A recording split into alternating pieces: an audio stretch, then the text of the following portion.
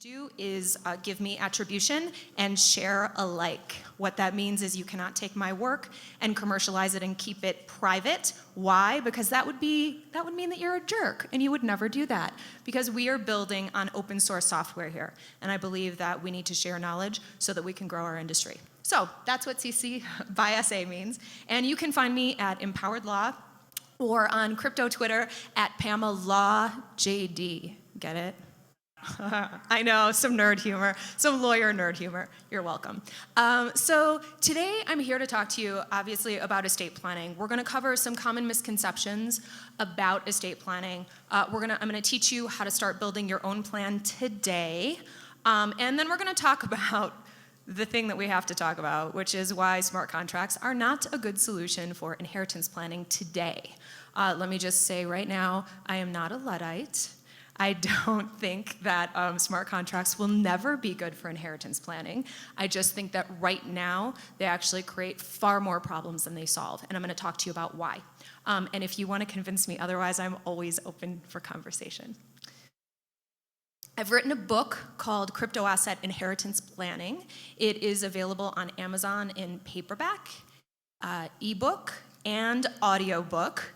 So for those of you who know Stephanie Murphy from the Let's Talk Bitcoin podcast, she's a voice actress, and she has this beautiful velvety voice, and she will walk you through the ins and outs of inheritance planning with the audiobook.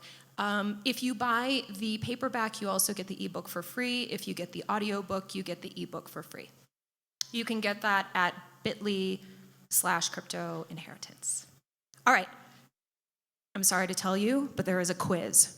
I did not put that in the description because I knew that none of you would come. So, all right, ready? If you die without a will, sometimes it's called a testament or a trust, who decides who gets your assets? So, A, you have no idea, you've never thought about it. Okay, good, there's some honesty there. How about who thinks your family decides? Yeah. And most people actually think that. Most people think that their family decides. But the reality is C, the government through local law, yes. So in pretty much every single jurisdiction in the world, there are default laws. There are laws that apply if you don't do anything. I wrote an article about this called Arial 11, Default Law. And the idea is, how many of you guys have ever used Google Docs? Yeah? Okay, great. So when you open Google Docs and you do a new document, do you know what font it is? It's Arial 11, okay? It's Arial point 11. So if you don't like Arial 11, you're free to use Comic Sans till your heart's content. You're free to change it to 18 point. You're free to do whatever you want to do. The thing is you have to make an affirmative choice. And often the law is the same way. So if you fail to make an affirmative choice, if you fail to say what you want, you're going to get Arial 11. And Arial 11 for wills, for trusts, for succession is not what you think it is. So, next quiz question. Who will get part of your estate if you die without a plan? Your live-in domestic partner? No. Your children through marriage? No. Your best friend? Nope. How about political cause, charity, ETH Denver? Nope. Nobody. The answer is none of the above. And the reason is because these default laws are based upon decades, sometimes century-old concepts, where the only things that mattered were relations by blood. But the reality is today, we have family by choice. Many of us have family by choice. Many of us, love our families, but we also have other people who are really, really important to us. We have other people, we have other causes that we might actually want to donate to, that we might actually want to be able to have something. And if that's you, if you want some of your assets after you die to go to any of these people, if you want to support your dog, your pet, your cat, if you want any of these things to happen, you have to write a will. You have to do something. Otherwise, you're stuck with Arial 11. All right, this is my favorite question of the whole presentation. Currently, your inheritance plan consists of a friend who knows your password, There's some honesty in the room. Thank you very much. Okay, how about your family remembering what you've told them and a sticky note? The vast majority, yes, very good. Okay, and C, my personal favorite, the immortality plan. Yeah, double arms up on that. Yes, the immortality plan. Most of you, I did a poll on Twitter about this. You guys, I think it was 60-something% are banking on immortality. So just in the event, not that I'm wishing this on you, but just in the event that maybe the immortality plan isn't the best idea, how many of you have a detailed, documented, and tested inheritance plan? 1. 2, very good, and a half. That was like a sort of. So what I want to do today is talk to you about how to get started for free, how to get started this week, and how to get started and start on this process so that things can happen the way that you want them to and not allow you to be stuck with Area 11. I think it's really important for you to understand that planning puts you in control. Those of us who are in this industry, I'm going to make a gross generalization here, but many of us like control. That's kind of why we like the idea of controlling our own money. We really like freedom. And so taking the time to make a plan puts you in control. You need both a legal plan and a tech plan. You need an access plan. You must have both. One without the other will cause problems. So, here are some mistaken beliefs. These are the most common pushback I hear when I talk to people about planning, because I'm always like asking people like, hey, why don't you have a plan yet? And here's what I hear back. I'll have to hire a lawyer. No, I don't want to hire a lawyer. Okay, newsflash, lawyers don't want to hire lawyers. Okay, we know. But you actually don't have to hire a lawyer to get started on your crypto asset estate plan. And I'm going to teach you how to do that today. Most lawyers cannot actually help you with the access or the technical plan. I'm one of the few lawyers in the space who understands key management and cares a lot about key management. I've been working on key management issues since early 2014. But there are very, very few of us. So, and you don't need a lawyer to help do your access plan. You need your lawyer to help you do your legal plan. You need your lawyer to understand the access plan, but you don't need your lawyer to understand how to actually use keys. Second most common mistaken belief is that you'll have to trust a third party. So most of the time when I talk about, when I say like, hey, you guys should make an inheritance plan, they're like, I'm not giving my keys to anyone. I'm like, no. That is not what I'm asking you to do. I would never give my keys to a single third party, and I would never suggest that you do that. It's absolutely unsafe, and you don't have to if you plan appropriately. Also, people think that there's an increased risk of theft. So they're like, if I write down everything, someone is going to break into my house and they're going to find my treasure map and they're going to steal all of my coins, right? Again, the likelihood of that happening in comparison to the likelihood of you losing your assets or the likelihood of your family not being able to access your assets if you don't make a plan, it's well offset. Also, you will not be writing a plan that has, dear family, here are my keys, here are my seed words, here is everywhere you need to go, here are all of my passphrases, here's my 2FA, here's how you log into my computer, here's how you log into my phone. You would not do that, okay? And you certainly wouldn't do that digitally. You would not write that on your computer, right? You don't want to make something that's here, because we can't protect information once it becomes data, once it's online. Finally, I hear the argument that the value is too low to plan. They're like, yeah, I should probably do it, but I don't really have that much. And let me just point you all to, how many of you have been into these crypto assets since 2017?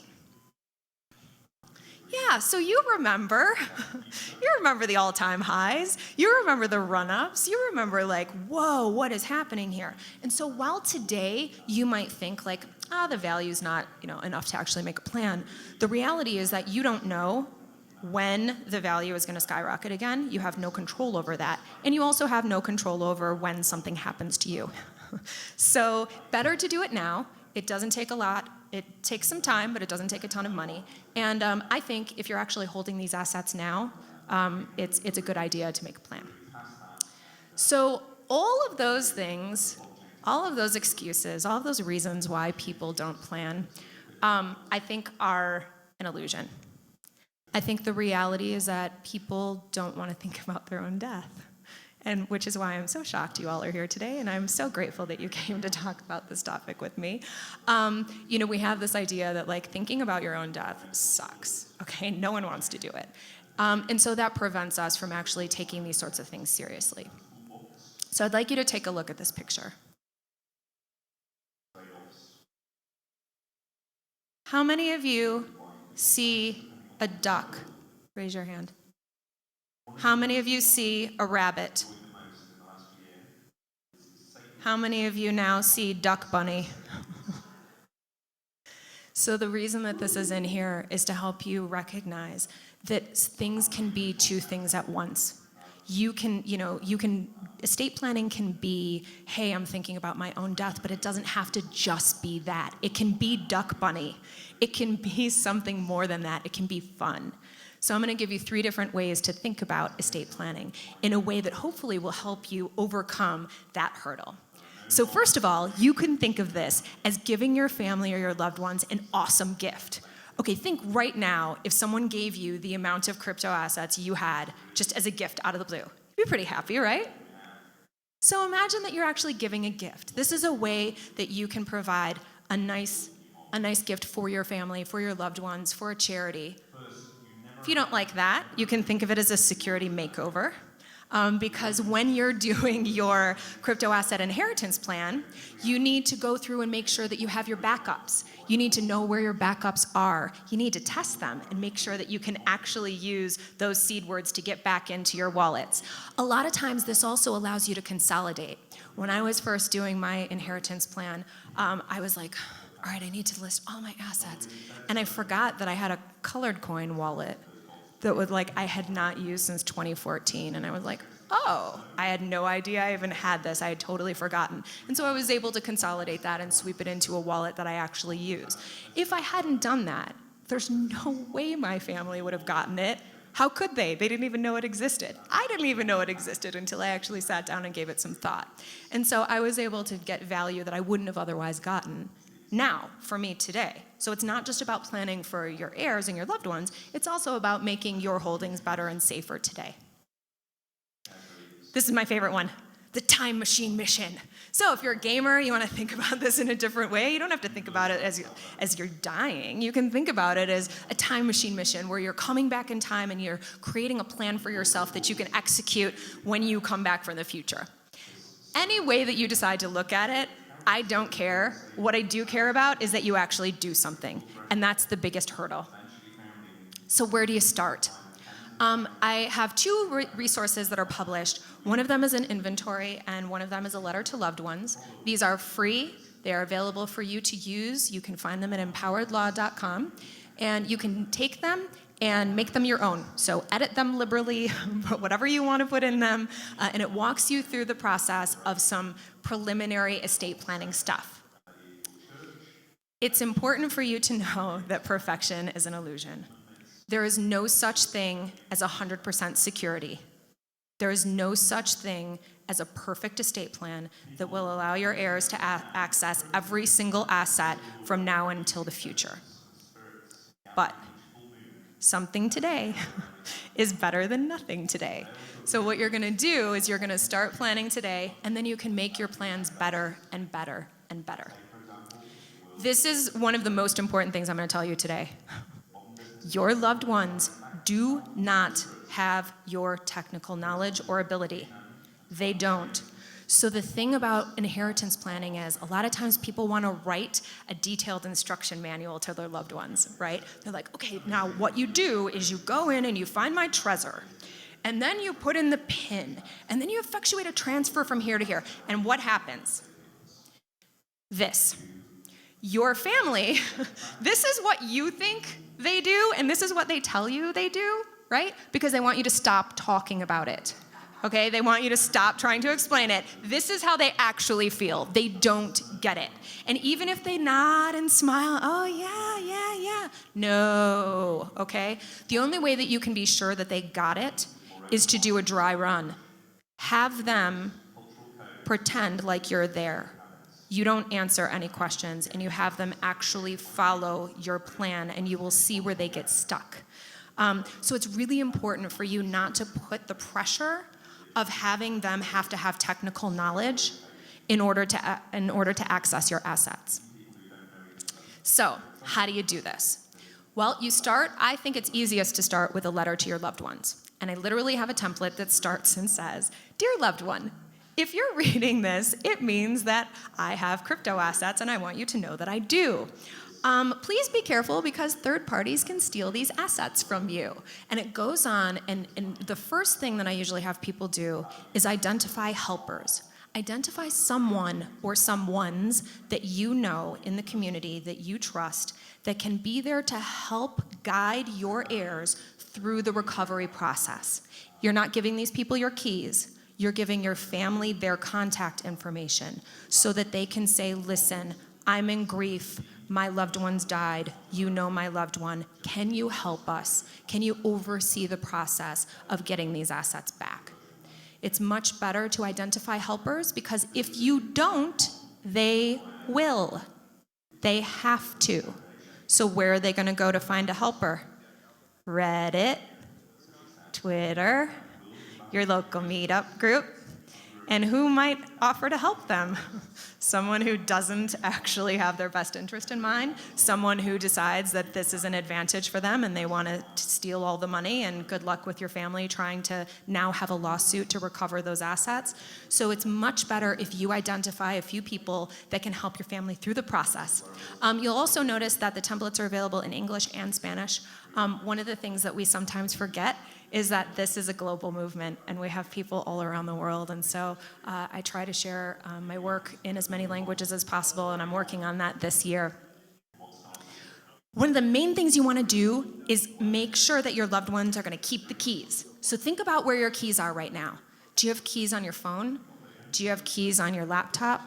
Do you have keys in a safe deposit box? Where are you holding your keys? And you want to make sure that your family's not like, "Oh, Pamela's passed away. Let me donate her laptop to this cause. And, maybe, God forbid, there was a fire or something and I lost my backups, and the laptop is the only way that you can access my crypto," right? So you want to make sure and think about things like redundancy. You want to make sure and think about where you're going to store your seeds and how many backups you have and making sure that they're secure and available.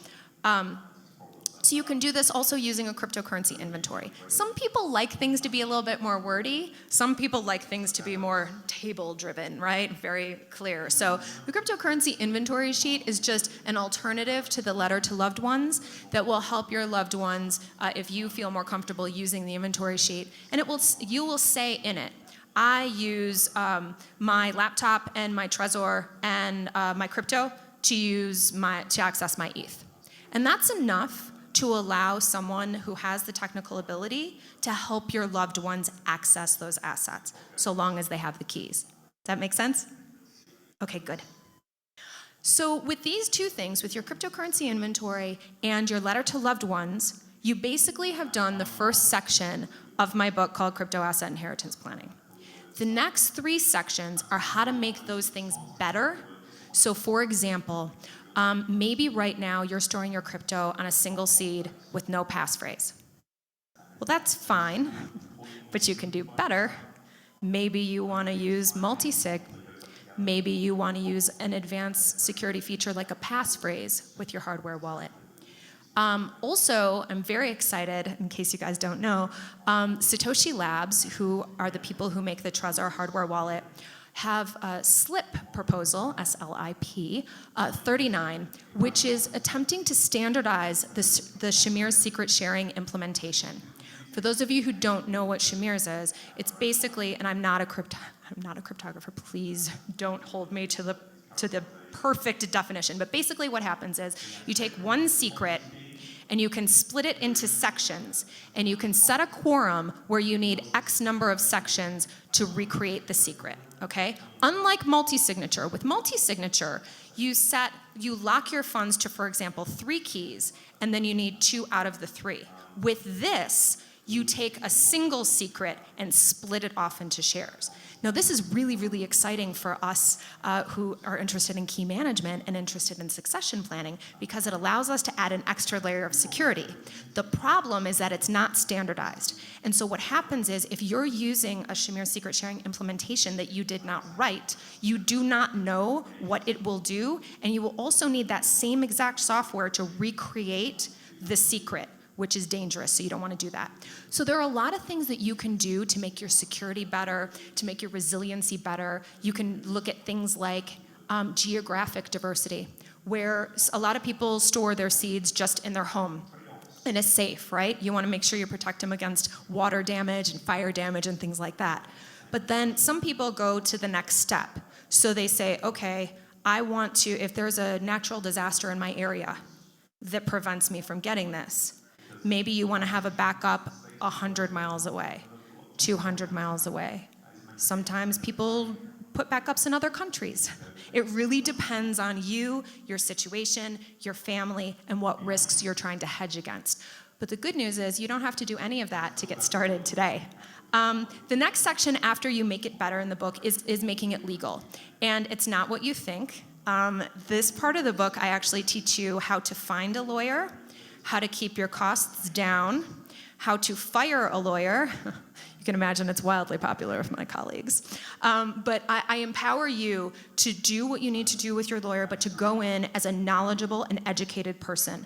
You do not want to go there and ask them to do Google research for you. It's super expensive. So I teach you what you need to know before you go into their office so that you can make things snappy, fast, and hopefully less expensive. And also empower them to do their job, which is to help you create the best plan that they can for you.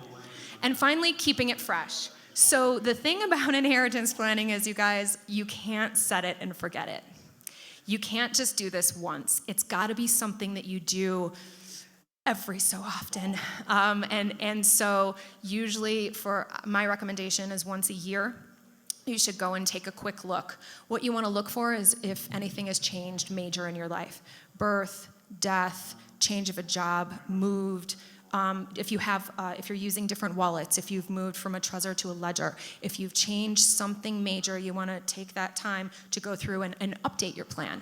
It doesn't have to take a lot of time. You can do it in 30 minutes or less, and that way you can make sure that your plan is fresh and that your family can actually use it. All right, we're almost done. Let's talk about my favorite topics. The dead man switch. How many of you know what a dead man switch is? Okay, good. Basically, a dead man switch is the concept that I can put a secret, something that I want someone to know in the future, into a dead man switch system. Often this is an email, okay? Often it's an email program that will allow you to write an email and then send it to someone in the future if something happens. So how this works is I would have to check in with my dead man switch every month. And if I don't send an email to this service, then they will send my secret to my pre-designated person. Does that make sense? Sounds awesome, doesn't it? It's like, yes, I don't have to do any of this estate planning. I can just put my secret in there. I just check in, everything's awesome. All right, how many problems are there with this? So many. Okay, first of all, you have to trust the people who wrote this dead man switch that they're not gonna steal your secret, right? Secondly, spam. Spam filters. So many of these solutions, not just dead man switches, but these smart contract inheritance platforms rely on the concept of sending your loved ones an unsolicited email. Except their email servers are configured to not allow that to happen, right? So you also have to think about your family grieving you. Don't think about it for long because it's kind of sad. But think about their mental state when they've lost you. Now they get an email from some unsolicited organization that says, hey, you've inherited cryptocurrency. I understand that you have a loss. Are they clicking on that link? I hope not. Hopefully you guys have taught them not to, right? So, there are a lot of problems with this relying on, this goes back to the idea that your loved ones do not have the same technical knowledge that you do. So you cannot impute your technical knowledge on them. They're not gonna wanna go searching their spam filter to find a message from some dead man switch that gives them a cryptic message, or worse yet, your keys, and then they have no idea what to do with it. Okay, so dead man switches really, really don't work. Also, if it's a secret, that you really want to keep secret, you probably don't want to take a secret that is in this world and put it into the digital realm. Why? Because we can't keep digital data safe, right? We cannot keep secrets safe online. Once it's data, it's subject to hacks. I'm not a big fan of smart contracts for estate planning. And the reason is because I believe that today they will result in lost and stolen assets and lawsuits. There are three primary reasons why I don't think that these platforms are ready for us and that we're not ready for them. First of all, the problem with inheritance and crypto assets is not distribution. We know how to take value from one key and put it to another key. And we can do that automatically. That is not the problem. That's the problem that many of these platforms are trying to solve, but that's not the actual problem that we have.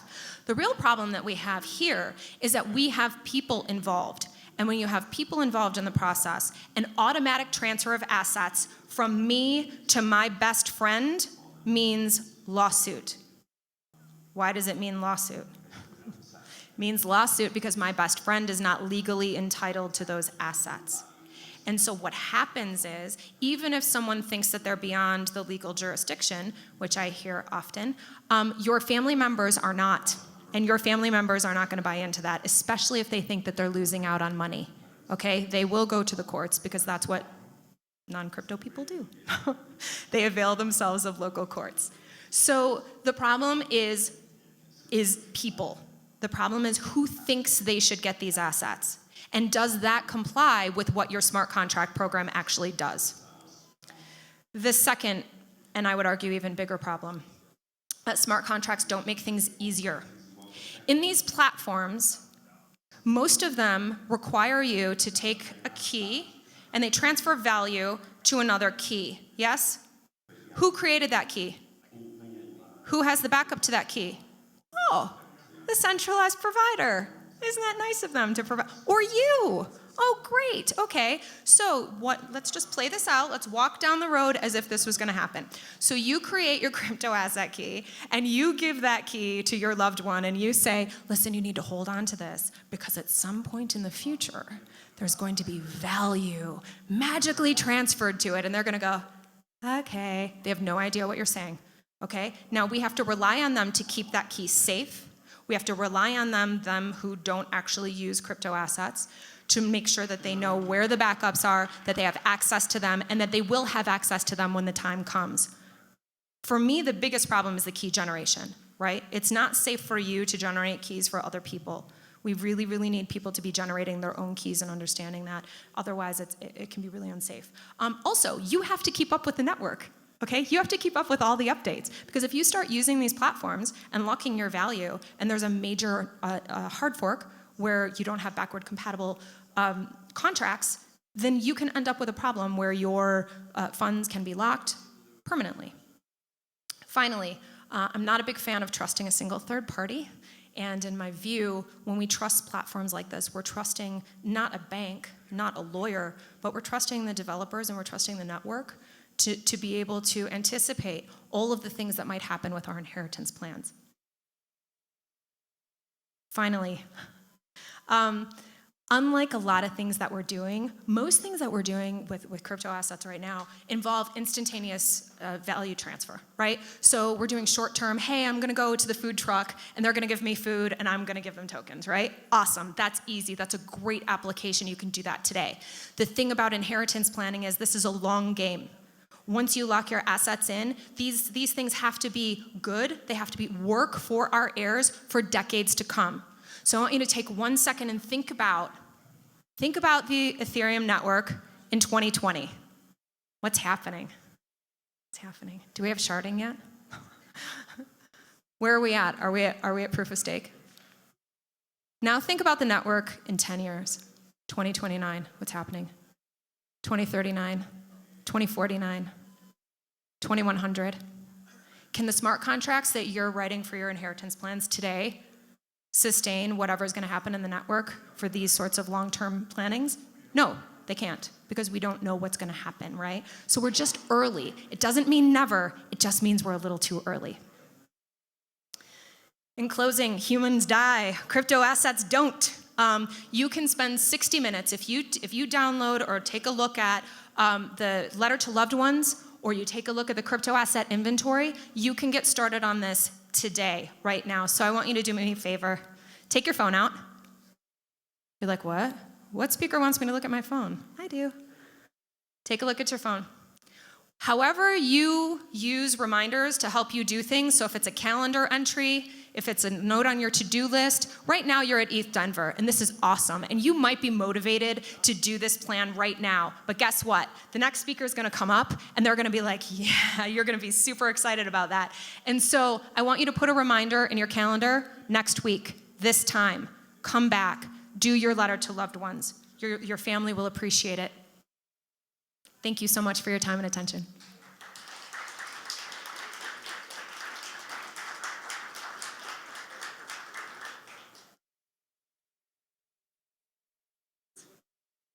Do we have time for questions? Yeah? If anyone has questions, feel free. Yeah.